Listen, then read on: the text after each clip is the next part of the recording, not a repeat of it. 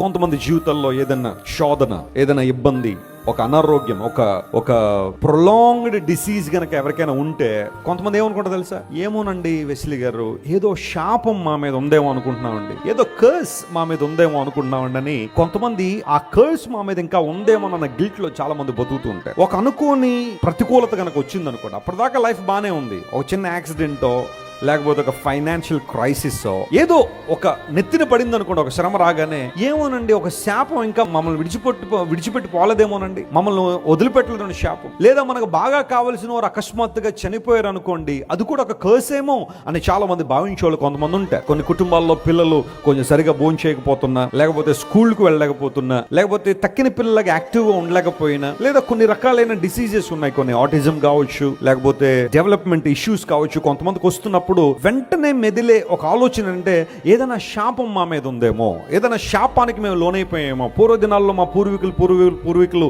ఏదైనా చేయకూడని పని చేశారేమో, ఆ శాపం మాకు అలా వస్తుందేమో చాలా మంది భయపడేవాళ్ళు.